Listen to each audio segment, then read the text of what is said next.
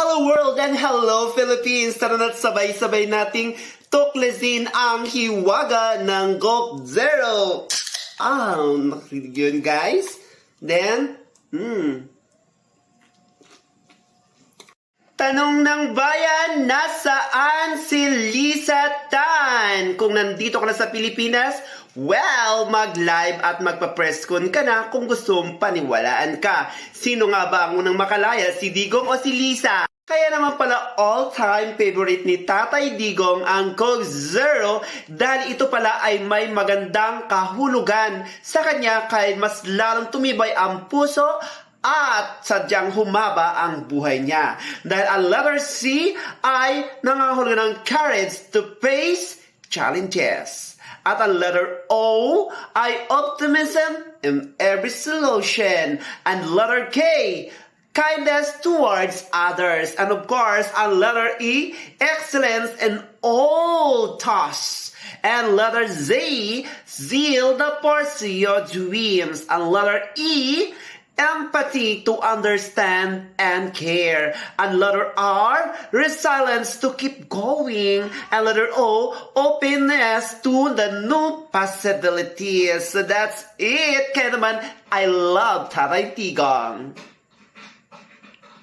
Dahil kay Tatay Digong isang patunay lamang na ang Coke Zero na hindi pinapansin ng karamihan ngayon ay napatunayang nakakahaba ng buhay ng tao. Guys, mag-Coke Zero na tayo! And hello world! So narito na tayo sa ating panibagong isusumada which the number of 23-1. So anyway, congratulations sa ating last vlog.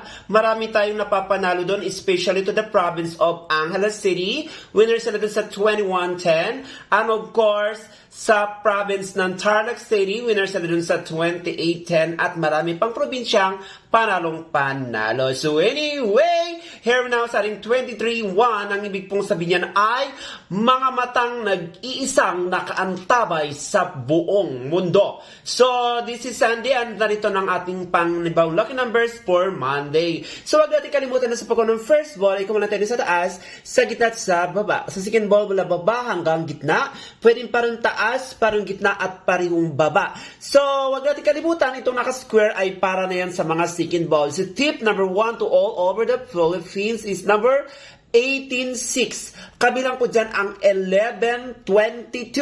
Maging ang 10-18, 18-11, 7-14, maging ang 7-17, idamay mo na ang number 6-13, maging ang 11-13.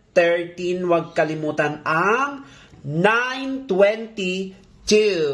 At para naman sa ating Petsa Sumada Nationwide, did on March 31, 2025, araw ng mga nanaginip or sadyang nakahigalan. So sa ating given number na 331, na ang ibig pong sabihin niyan ay may naggagapangan sa higaan. And sa ating 2025, ang legendaring magnanakaw ng kaligayahan or sadyang nawawalan ng swerte. And for our number 3, ay sa number of 1821, ang ibig pong sabihin na tilyong nakahubad. And for our 31, ay sa number of 1030, ang ibig pong sabihin niyan ay may bilog na butas.